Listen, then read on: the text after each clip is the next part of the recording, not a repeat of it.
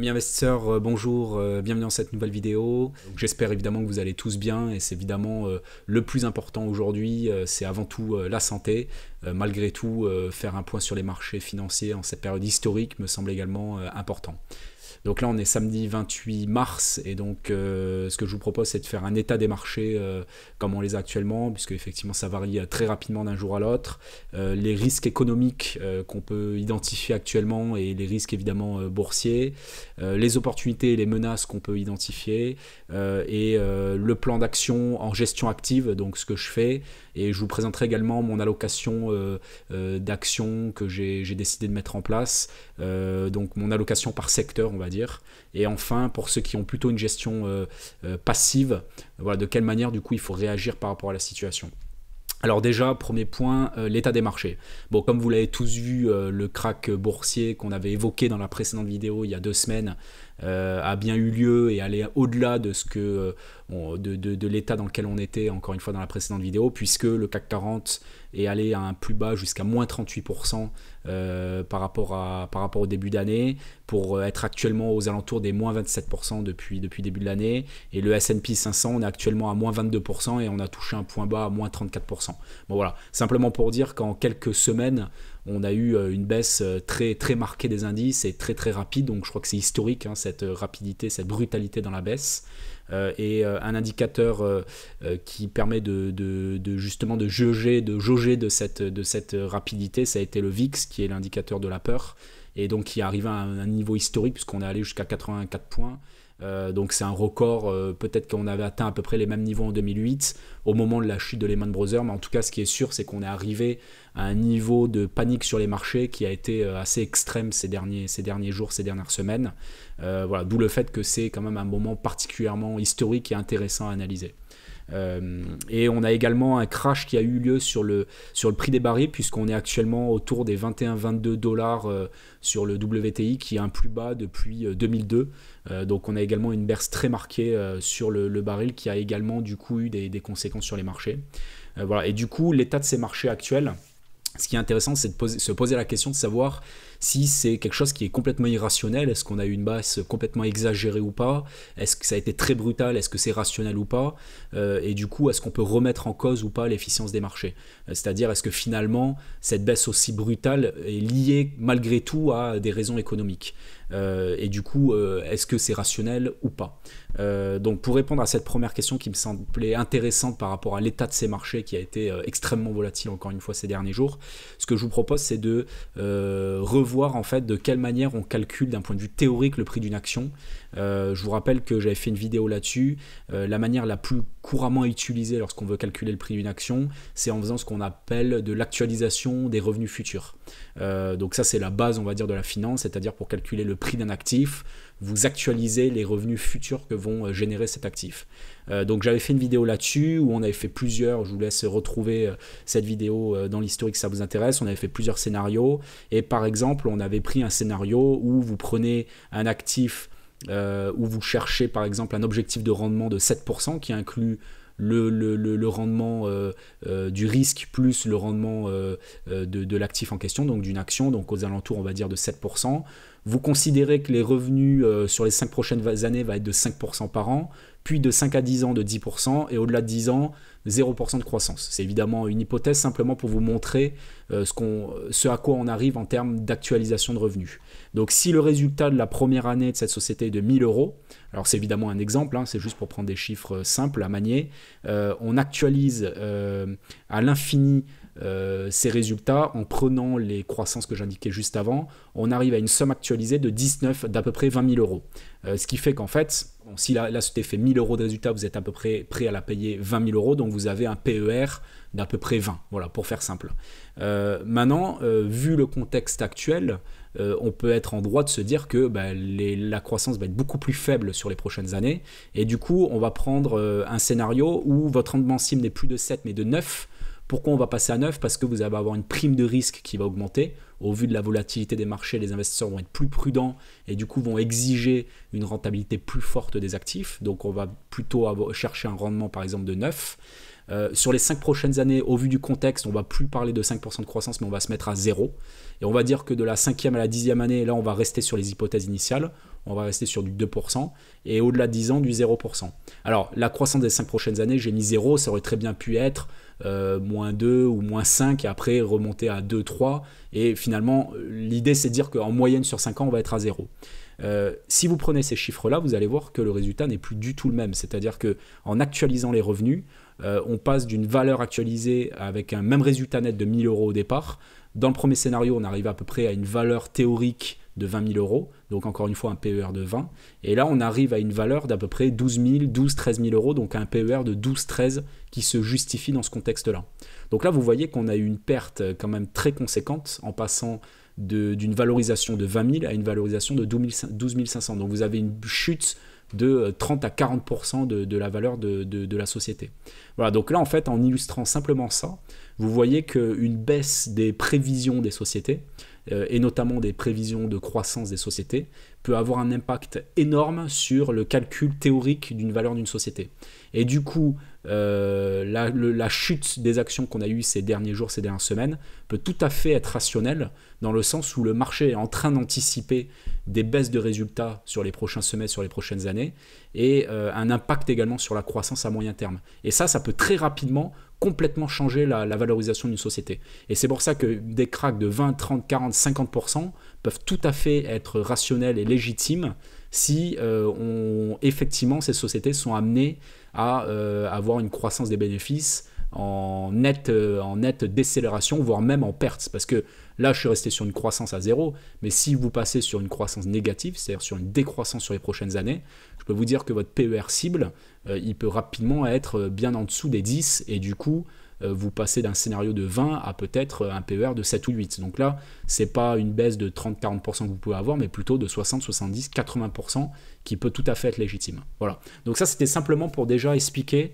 pourquoi on trouve une telle volatilité sur les marchés et pourquoi quelque part il y a de la rationalité là-dedans, c'est-à-dire que les intervenants du marché anticipent une baisse des bénéfices sur les prochains semestres, sur les prochaines années, qui encore une fois peut être totalement légitime au vu du contexte où le monde entier est actuellement confiné et il va y avoir nécessairement des baisses très importantes des résultats des sociétés.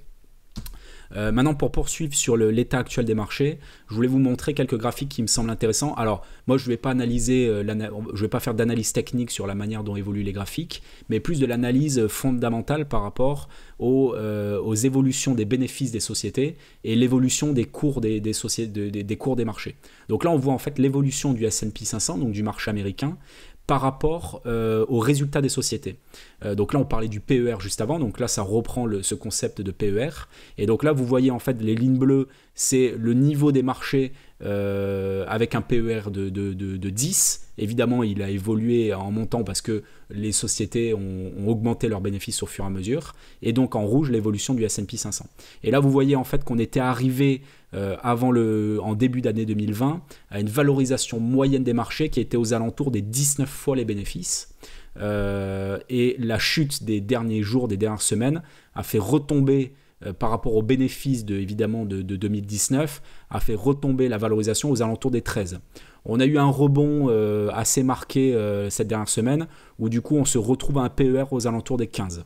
Alors un PER aux alentours des 15 dans cette situation de marché, ça reste quand même assez élevé.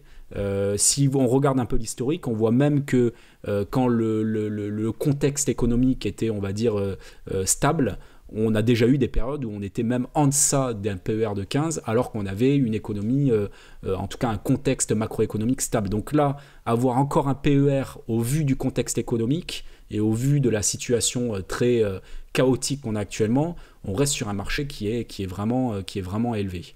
Donc ça, c'est le premier constat. Et la deuxième chose, c'est que ce qui risque de se passer, comme on l'a vu juste avant, c'est que les bénéfices évidemment des sociétés vont chuter sur les prochains trimestres. Donc on peut voir l'intégralité des courbes bleues qu'on a à l'écran vont nécessairement baisser, comme on l'avait eu en 2008. Alors après, dans quelle proportion, ça c'est extrêmement dur de le dire, mais en tout cas, ce qui est sûr, c'est qu'il va y avoir une baisse significative. Et du coup, si on restait sur des cours actuels, on se retrouverait peut-être de nouveau sur un PER aux alentours des 19, puisque la courbe des 19 viendrait peut-être au niveau du PER de 15 qu'on a actuellement. Voilà. Et si on revient en arrière également sur 2018, on voit que pendant la crise de 2018, avant le démarrage de la crise, on était à un PER aux alentours des 15 et qu'on est tombé à un PER aux alentours des 10, mais après que les sociétés aient déjà réduit considérablement leur niveau de marge. Donc, potentiellement, si on a des marchés, des bénéfices qui sont en baisse et qu'on est amené à revenir sur des valorisations d'à peu près 10 fois les bénéfices, on voit bien que le marché, le S&P 500 peut très largement baisser, même en deçà des 1600, des 1400 points, alors qu'aujourd'hui on est encore aux alentours des 2600, 2700. Alors ça c'est le marché, le marché français, donc sur le même principe, on était juste quand au plus bas, il y a un peu plus d'une semaine, on est arrivé à un PER aux alentours des 10, donc il y a quand même bien en deçà du marché américain, où au mieux, en tout cas au plus bas, on était encore aux alentours des 13. Et là, avec le rebond qu'on a eu, on a dû remonter à un PER aux alentours des 12. Donc là, de la même manière, si on regarde en 2008, on était retombé à un PER de 8, voire même le PER de 8 quand on avait déjà atteint la baisse des bénéfices. Donc là, exactement comme pour le raisonnement de tout à l'heure, on aura mécaniquement une baisse des bénéfices, et si la valorisation des entreprises est amenée à redescendre aux alentours des 8, comme on avait eu en 2008, on pourrait très bien avoir une baisse encore de 50% environ sur le CAC 40. Voilà, donc c'était tout ça pour vous expliquer simplement qu'il y avait quand même une vraie rationalité dans la baisse des marchés qu'on a pu constater ces dernières semaines, pour deux raisons. La première raison, comme je le disais, c'est que on a immédiatement, dès qu'il y a des mesures de confinement qui sont prises, des anticipations de marge de croissance de bénéfices qui sont en baisse, et que du coup, dans le calcul théorique de valorisation d'entreprise, il y a une baisse marquée qui se fait très rapidement. Et la deuxième raison, c'est qu'on partait de niveaux de valorisation déjà relativement élevés, surtout sur le marché américain, et que du coup, la baisse est tout à fait légitime. Alors maintenant, quels sont les risques économiques qu'on peut anticiper sur les prochaines semaines ? Évidemment, le premier risque va être la durée de confinement. C'est-à-dire qu'aujourd'hui, on a, je crois, une bonne partie de la planète, en tout cas des pays occidentaux, qui sont actuellement confinés. Aujourd'hui, dans les marchés, au vu de la chute, de la baisse qu'il y a eu ces dernières semaines, on peut considérer que les 2 mois de confinement sont à peu près intégrés dans les cours boursiers. Par contre, au vu des valorisations qui restent encore assez élevées, notamment sur le marché américain, il est clairement pour le moment anticipé plutôt une reprise en V, qu'on appelle en V, c'est-à-dire que le marché anticipe plutôt qu'à la fin du confinement, l'économie va repartir un petit peu comme avant. Donc ça, c'est clairement ce qui est intégré dans les cours, puisqu'on voit que les valorisations restent encore relativement élevées et qu'il n'est pas anticipé de trop fortes baisses des bénéfices des sociétés sur les prochaines années. Maintenant, il y a évidemment un risque que cette durée de confinement soit plus longue que 2 mois, et même qu'il y ait pourquoi pas une rechute. Alors ça, ce serait vraiment un scénario noir, dans le cas où on aurait une épidémie qui serait amenée à revenir avec une deuxième vague, et qui peut-être générerait un deuxième confinement généralisé. Voilà, donc ça c'est évidemment un risque important. La deuxième chose, c'est le cycle, c'est-à-dire qu'on a effectivement la possibilité d'un cycle en V, c'est-à-dire une reprise économique assez forte après la période de confinement, mais on peut très bien également avoir une reprise plutôt en U, qui consisterait à avoir une reprise lente, un redémarrage progressif, voire même une reprise qu'on appelle en L, c'est-à-dire qu'on ait une baisse d'activité même après la sortie de confinement. Donc pour moi, aujourd'hui, les marchés price clairement une reprise plutôt en V, après 2 mois, on va dire, d'arrêt complet de l'activité. C'est ça qui justifie, on va dire, les 20-30% qu'on a de baisse actuellement, surtout avec le rebond qu'on a eu ces dernières semaines. Le deuxième risque économique, évidemment, qui est important, c'est dans le cas où on rentre dans un scénario de confinement allongé, et dans lequel on commencera à avoir des faillites d'entreprises. Et qui dit faillite dit souvent des faillites en cascade, parce que souvent les entreprises sont dépendantes les unes des autres, et du coup on pourrait avoir un effet domino assez violent sur l'économie mondiale. Ça, pour moi, c'est clairement pas pricé aujourd'hui par les marchés. Sinon on verrait évidemment des baisses beaucoup plus marquées, et des anticipations de faillite, donc en tout cas des sociétés qui seraient déjà à des niveaux de valorisation extrêmement bas, ce qu'on ne constate pas encore sur le marché. Et enfin, le troisième risque, un peu extrême, on va dire, ce serait le risque systémique, voire monétaire, dans le cas où on commencera à rentrer dans des faillites en cascade qui généreraient également des faillites, pourquoi pas même au niveau bancaire, ou voire même des crises de monnaie dans le cas où on sera amené à faire des planches à billets extrêmes qui rendraient pourquoi pas jusqu'à la monnaie obsolète. Donc ça, c'est évidemment pas du tout intégré non plus dans les cours boursiers. Bon, c'est les scénarios extrêmes, mais ça pourrait être des scénarios malgré tout envisageables dans le pire des cas. Donc l'impact boursier par rapport à tous ces risques économiques, évidemment il y a des baisses complémentaires qui vont être dépendantes. Donc ça, je reprends un peu ce que je vous avais dit dans la précédente vidéo. Donc ça n'a pas changé, c'est-à-dire que les baisses complémentaires vont arriver à partir du moment où on rajoute des mesures typiquement de confinement qui ne sont pas aujourd'hui d'actualité. Mais si demain les différents pays sont amenés à augmenter la durée de confinement, ça aura obligatoirement un impact sur les marchés plutôt à la baisse. Ce qui peut amener des baisses complémentaires, c'est une baisse de confiance des ménages, évidemment, et le cycle de récession globale, c'est-à-dire le cycle soit en U, soit en V, soit en L qu'on évoquait juste avant. C'est ça qui va également être, je dirais, le catalyseur d'une baisse complémentaire sur les marchés. Ce qui peut amener un rebond, comme d'ailleurs on l'a vu ces dernières semaines, c'est évidemment l'action des banques centrales, qui sont toutes puissantes depuis plusieurs années et qui pourraient continuer dans ce contexte-là. On l'a encore vu, comme je le disais, ces dernières semaines. Si demain les banques centrales sont amenées, voire même à acheter des titres directement sur les marchés, ça va évidemment être un soutien. Donc ça peut éviter une baisse trop marquée des marchés, voire même pourquoi pas un rebond des marchés, si demain il y a des planches à billets massives, des rachats directement des banques centrales sur les marchés, voire ce qu'on appelle l'hélicoptère monnaie, où les banques centrales seraient même amenées à donner de l'argent directement aux particuliers qui pourraient malgré tout aider à tenir la consommation et du coup à pourquoi pas générer un rebond. Le deuxième point, c'est évidemment un ralentissement de l'épidémie. Donc on est également, évidemment, ce serait une bonne nouvelle de pouvoir réduire cette épidémie le plus rapidement possible. On n'est pas à l'abri de bonnes nouvelles, il peut y avoir également des médicaments qui arrivent sur le marché, on en parle pas mal ces derniers jours. Et enfin le dernier point, c'est que tout ça reste temporaire, on est bien d'accord, sauf cas extrême, en cas de rechute, en cas de nouvelle épidémie. Mais jusqu'à maintenant, a priori, ça restera quelque chose de temporaire. Donc voilà, on peut à un moment donné espérer un rebond quand l'économie va repartir. Mais au final, comme sur la dernière vidéo, comme je vous l'expliquais sur la dernière vidéo, je pense que tout ça est très compliqué à prédire.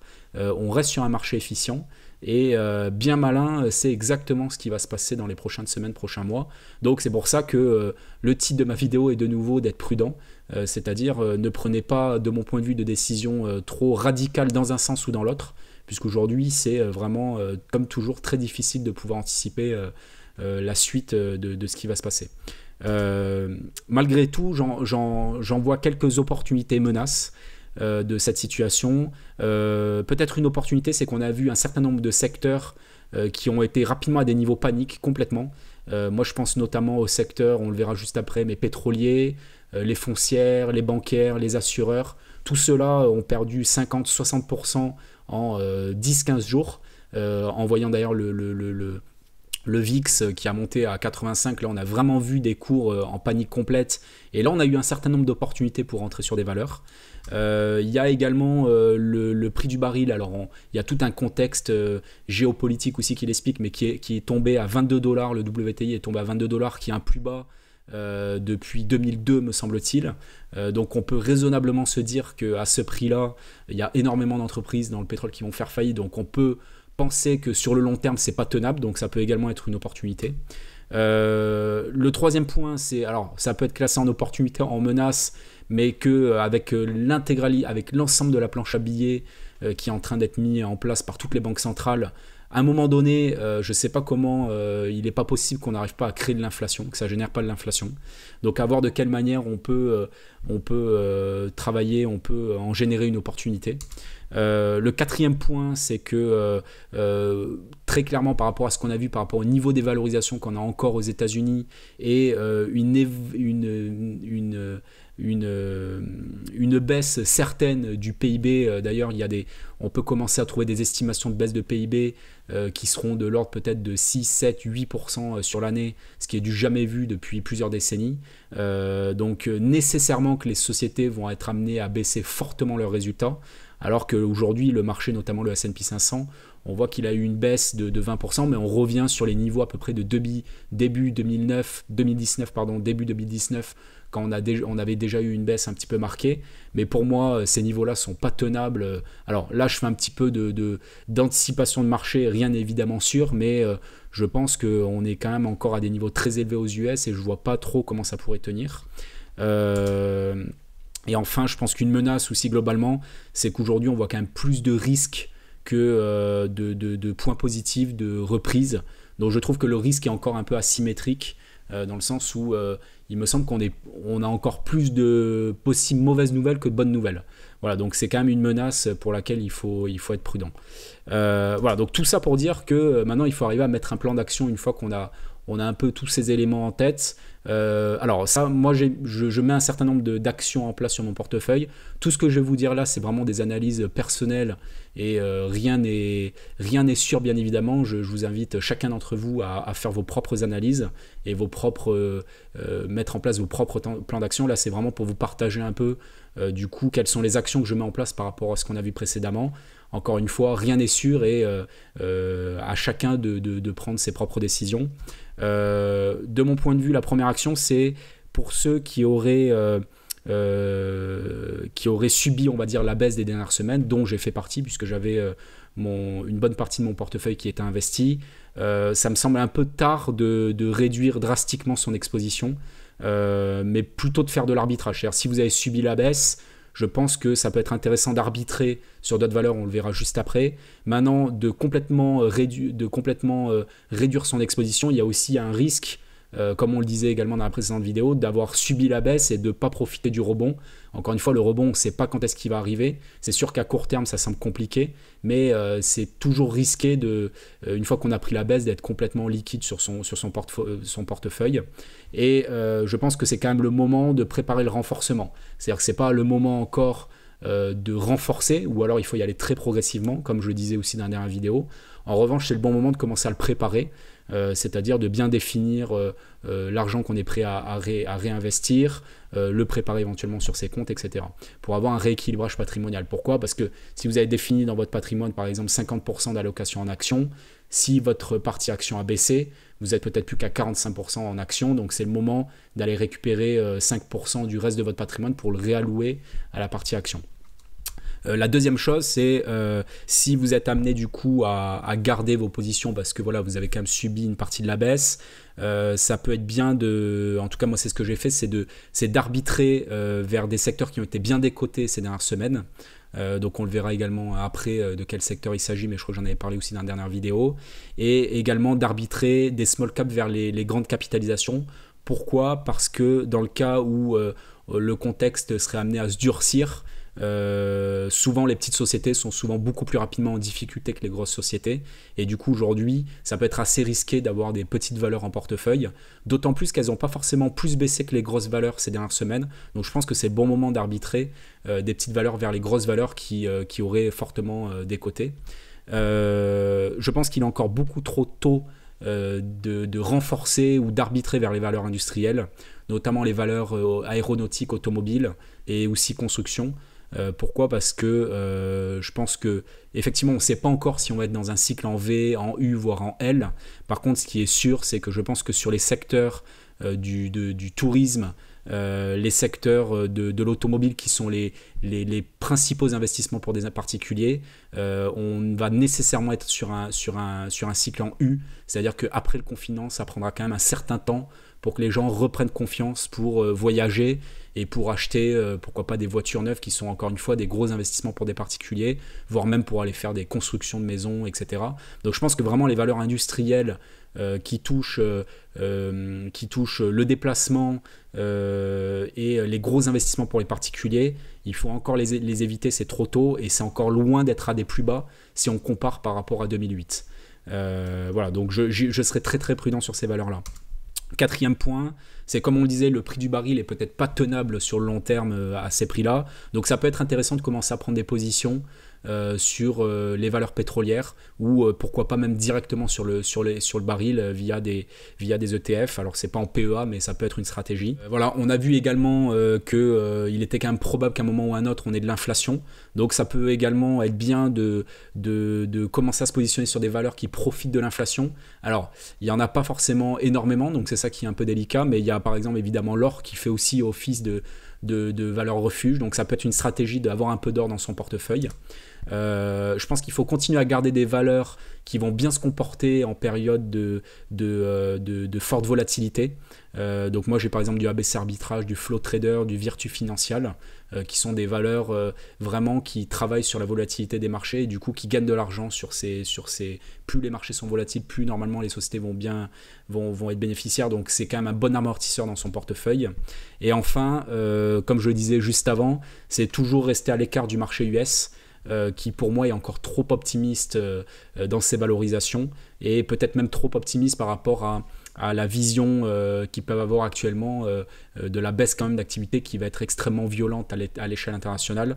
Voilà, donc évidemment le marché américain a déjà corrigé de 20-25%, mais on partait d'un point très élevé et aujourd'hui ça me semble vraiment le marché américain me semble encore très élevé. Voilà. Maintenant encore une fois, tout ce que je vous dis là, ce sont des analyses de ma part qui valent ce qu'elles valent, on va dire. Maintenant, libre à vous d'en partager un certain nombre ou d'avoir vos propres réflexions et peut-être des points de divergence. Voilà, maintenant comme promis, ce que je vous propose c'est de vous montrer un peu, parce que là c'est bien beau, je vous ai expliqué un peu toutes les actions qui pouvaient être intéressantes à mettre en place. Maintenant comment on construit un portefeuille par rapport à toutes ces idées là. Donc là je vais vous montrer tout simplement de quelle manière est composé mon portefeuille. Encore une fois, libre à vous de partager des idées ou pas. Alors, sur mon portefeuille, donc il est actuellement investi à... j'étais début mars investi, comme je vous l'avais dit début mars, une stratégie c'était d'un petit peu s'alléger de son portefeuille, donc moi c'est ce que j'avais fait. J'étais à 70% investi, à 30% cash. Mi-mars, j'ai réinvesti une partie des 30% que j'avais en cash, donc il me reste actuellement plus que 5% en cash. Par contre, une partie de l'investissement a été vraiment pour me protéger sur les marchés en shortant le marché américain. Donc ça, c'est un parti pris qui est fort, hein, je vais vous expliquer un peu plus en détail après. Et après, j'ai préparé mon apport complémentaire donc pour un rééquilibrage patrimonial avec la possibilité de renforcer quand les marchés, si éventuellement les marchés baissent davantage. Si les marchés baissent pas plus et qu'on a un rebond qui s'exécute sur le moyen long terme, ben finalement j'aurais pas besoin de renforcer. En revanche, si les marchés sont amenés à baisser, j'ai l'apport qui est prêt pour renforcer au fur et à mesure de la baisse. Voilà, donc au global en fait je suis à peu près cash, à peu près à 30% de mon portefeuille, plus une position short sur le marché à 5%, mais qui fait... qui short à x2 le marché américain. Donc globalement, mon portefeuille, en dehors du cash, il est à peu près à 20% sur des valeurs de trading. Donc ce que j'appelais trading, c'est ce que je vous ai dit précédemment, c'est les valeurs qui vont profiter de la volatilité. Donc finalement, ces lignes-là sont assez défensives, puisque elles peuvent très bien se comporter même en marché baissier, même généralement elles se comportent un peu mieux en marché baissier qu'en marché haussier. Donc c'est quand même très défensif. Ensuite j'ai une bonne partie, j'ai un peu plus de 10% sur les médias divertissement. Alors là j'avais fait un arbitrage là-dessus en mettant un peu plus sur ces secteurs là parce que je pense que ces secteurs peut-être, alors même s'ils sont très dépendants de la publicité et du coup de l'économie en général, je pense que c'est quand même des valeurs un peu plus défensives qui vont un peu mieux se comporter. Et en plus aujourd'hui les médias quelque part c'est un peu les gens on va dire c'est un peu les seuls endroits où les gens peuvent consommer un peu dans les médias, donc je pense que c'est aussi assez défensif et je pense que la baisse, même si le contexte est amené à se dégrader, sera pas trop violente. Et ensuite j'ai 3 secteurs qui sont pétrole, bancaire et immobilier coté, qui sont vraiment les 3 secteurs que j'ai considérés la semaine dernière, en début de semaine dernière, comme des secteurs qui avaient été bien massacrés sur les marchés et donc sur lesquels j'ai arbitré une bonne partie de mes positions que j'avais avant plutôt dans les domaines industriels et de services. Voilà, donc j'ai à peu près 32-33% de mon portefeuille qui est aujourd'hui sur ces valeurs-là, qui sont des valeurs évidemment un peu plus risquées, mais qui de mon point de vue ont eu des beaux points d'entrée, notamment au début de semaine dernière. Alors là, notamment les valeurs pétrolières ont un peu rebondi, mais les bancaires, assurances et immobilier coté sont aujourd'hui à des niveaux que je trouve relativement intéressant, puisqu'on a des valorisations avec des dividendes actuellement à 10-15%, on cote à 0,3, 0,5 les fonds propres. Donc voilà, on a vraiment des valorisations basses. Maintenant, évidemment, si on était amené à rentrer dans une crise très profonde, là on serait de nouveau balayé, hein, ça il n'y a pas de doute, mais voilà, à un moment donné, si on veut prendre des positions, je pense que là il y a des valorisations intéressantes. Et puis après, j'ai gardé quand même des positions un peu pour diversifier mon portefeuille dans l'informatique, dans la construction, dans l'alimentaire. J'ai gardé encore quelques valeurs dans l'automobile, même si à mon avis ça risque d'être compliqué. Et j'ai commencé à initier des positions, notamment une position sur l'or via des ETF, et donc comme je disais, une position à 6,5 sur un short du S&P 500. Donc là, ça protège aussi l'ensemble de mon portefeuille. Bon, comme je vous le disais, il est toujours très compliqué de prévoir si le marché va être haussier, baissier à court terme. Maintenant, c'est vrai que j'ai quand même, et là c'est une conviction, maintenant encore une fois, je ne vous demande pas de la partager nécessairement, mais que le marché américain, je pense, est quand même... va très probablement continuer à corriger sur les prochaines semaines. Voilà, donc j'ai décidé de prendre un short sur le marché américain pour protéger un peu l'ensemble de mon portefeuille et pour profiter si éventuellement le marché américain était amené à baisser. Probablement que ça ferait baisser aussi toutes mes autres valeurs, mais du coup, globalement, j'aurais une baisse de mon portefeuille un petit peu moins forte que le marché. Si j'ai tort et que finalement le marché est haussier, ma position short évidemment sera perdante, mais toutes mes autres valeurs a priori monteront également, donc au global je monterai un petit peu moins vite que les indices, mais voilà, ça me permet de me protéger un peu et de on va dire baisser mon bêta global sur mon portefeuille. Voilà, donc ça c'est un peu ma stratégie et la manière dont j'ai construit mon portefeuille actuellement. Comme je le disais, il me reste encore pas mal de cash et avec notamment l'apport que j'ai préparé pour en cas de baisse plus marquée sur les marchés. Voilà, maintenant dans tous les cas, même si les marchés étaient amenés à baisser, j'utiliserai ce renforcement très progressivement pour ne pas non plus me précipiter, sachant que potentiellement on pourrait très bien avoir une baisse un peu plus marquée qui se poursuit sur les prochaines semaines, les prochains mois. Voilà. Maintenant, juste pour finir, sur les gens qui font plutôt de la gestion passive, c'est vrai que j'avais fait pas mal de vidéos sur plutôt de la stratégie ETF, donc il y a peut-être des gens qui n'ont pas de gestion active et qui veulent simplement voir un peu comment on pourrait gérer en gestion passive. Ben là, j'aurais tendance à dire que c'est plus simple, c'est-à-dire que autant, comme vous l'avez vu en gestion active, j'essaie quand même à un moment donné de choisir mes secteurs d'activité, j'essaie sans faire vraiment du market timing et en étant trop incisif dans une direction. J'essaie quand même à un moment donné de jouer un peu sur le moment où je vais renforcer, où je m'allège un petit peu, ou si je prends des positions short sur le marché. En gestion passive, ben, comme le dit son nom, on va quand même beaucoup moins chercher à essayer de faire mieux que les marchés, et du coup ben là là en fait en passif vous allez avant tout essayer de gérer votre patrimoine de façon dynamique. Donc ben, tout simplement là ce que je vous conseille de faire, c'est de faire un rééquilibrage patrimonial. Donc si votre poche action a baissé, ce qui a dû être le cas depuis plusieurs semaines, ben, de rapatrier une partie de vos autres actifs pour les réinvestir progressivement sur le marché action, et donc principalement sur les marchés qui ont été les plus en baisse. Donc là il faut évidemment faire un renforcement progressif. Je dis bien progressif, c'est-à-dire il ne s'agit pas dès maintenant de mettre tout sur le marché action, mais effectivement comme on a eu une baisse depuis le début de l'année, il est tout à fait légitime de vouloir commencer à renforcer dès maintenant pour suivre cette stratégie de gestion passive.